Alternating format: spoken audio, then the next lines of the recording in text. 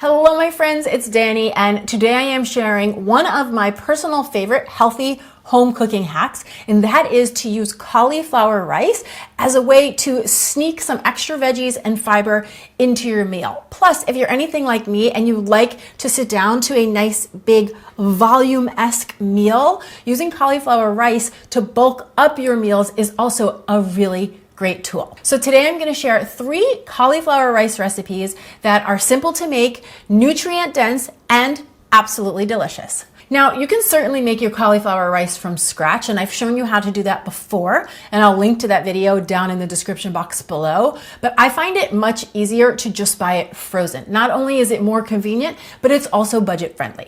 Okay, so cauliflower rice recipe number 1 is my berry banana cauliflower protein smoothie. This recipe is so easy to make and it is delicious. So into my blender, I'm going to combine a half a cup of frozen cauliflower. And yes, you want it to be frozen because this is what's going to help the smoothie become really light and fluffy and creamy. And then I have a half a cup of frozen blueberries. You can use any berry you prefer here. 1/2 of a frozen banana.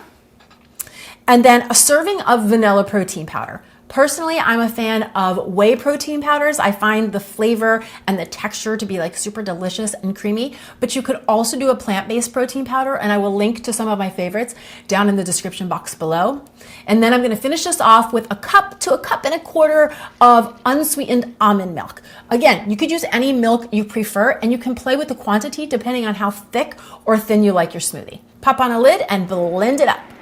This has become one of my go-to smoothie recipes. My son loves this recipe as well. Really, it just tastes like a banana blueberry smoothie. You would never know the cauliflower was in there. Okay, moving along to cauliflower rice recipe number 2, I'm sharing my cheesy cauliflower morning scramble. Now, I love this recipe. It's super easy to make, and there's just something about sneaking a vegetable in at breakfast time that feels so good.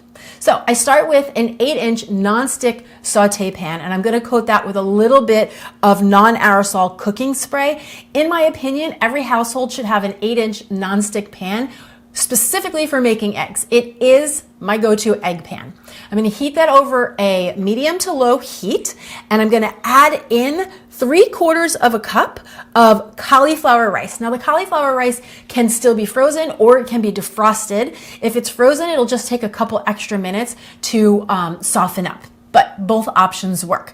And I'm going to season this with a little bit of salt, a little bit of black pepper, some garlic powder, and a little bit of turmeric.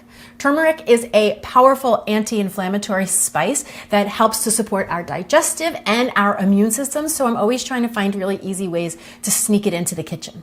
I'm going to toss this all together, and I'm just going to let it cook for a few minutes. Again, this time will vary depending on whether or not your cauliflower was already defrosted or if it was frozen. But once it is all warmed through and the cauliflower is nice and tender, you're ready for your eggs. So what I like to do is combine 1 whole egg with a half a cup of egg whites. I buy my egg whites pre-separated at the grocery store, and then I just whisk this all together. If you want a higher protein, lower fat option, skip the egg, do all egg whites. If you want higher fat with your protein, you can skip the egg whites and do all eggs. It all works, so as always, do what works for you. I'm gonna pour this right over the seasoned cauliflower.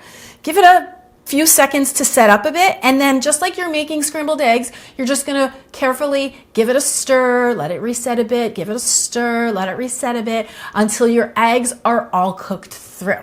Now from here, I like to top it with a little bit of shredded cheese. So I'm gonna sprinkle some shredded cheddar cheese over the top, shut off my heat, and pop on a lid, and then I just let it sit in the pan for a minute or two, and that cheese will melt over the top. If you didn't want to do the dairy, you could skip the cheese and serve this with some fresh avocado. That would also be delicious. This is a really easy and delicious way to have a veggie and protein-packed breakfast that does not take a lot of time. Personally, I love to serve it with a little bit of sourdough toast and some fresh berries. And then last but not least, cauliflower rice recipe number 3 is my cauliflower and beef taco meat.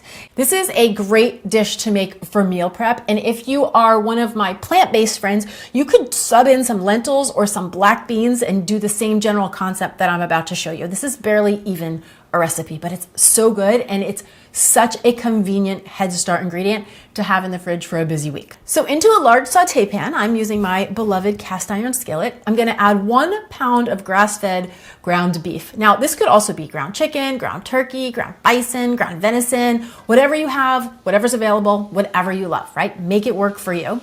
And I'm just gonna start to break this up into crumbles. So you just wanna get it so it's nice and broken down. And the idea is just to brown the meat until you no longer see any pink. Once my meat is ready to go, I'm gonna add in 3 cups of the cauliflower rice. Mine is partially defrosted. Like I said before, it can be frozen, it can be defrosted, it can be partially defrosted. They will all work. It'll just affect how long it takes to actually cook. You want that cauliflower rice to become nice and tender and warmed through. I'm gonna season that with a little bit of salt and a little bit of black pepper. And just as a reminder, you're not going to taste this. It's just a really great way to sneak in an extra veggie, add some more fiber while also bulking up the meal. So you're gonna add some volume and nobody is ever gonna know that it's in there. Okay, once the cauliflower rice is tender and cooked through, we are ready for our seasoning. Now you're gonna need about 5 tablespoons of taco seasoning, which is about 1 packet like I have here. I'm a big fan of this Siete brand taco seasoning. It's so flavorful and it's very convenient. You can also make your taco seasoning from scratch, and I will link a recipe for you down in the description box below. So we'll sprinkle that into the pan, add about 1/3 of a cup to 1/2 of a cup of water, stir that all together, and just let it simmer for a couple of minutes so that all of those flavors can come together. And then once it's cooled down, I just transfer it into an airtight container and I leave this in my fridge as a head start ingredient for busy weeks. And then we will pull it out to either put on top of a salad, to build a burrito bowl, or to make these extremely simple tacos, which is just a combination of the ground meat with some onions, tomatoes, lettuce, and maybe a little dollop of Greek yogurt. So simple, so delicious, and extremely satisfying. So as you can see, cauliflower rice is a fantastic ingredient to keep on hand for any healthy home cook. And if you're feeling excited and inspired about cauliflower rice and you want even more recipe ideas, make sure to check out my cauliflower oatmeal and my fried cauliflower rice. I'll see you over there. Cheers!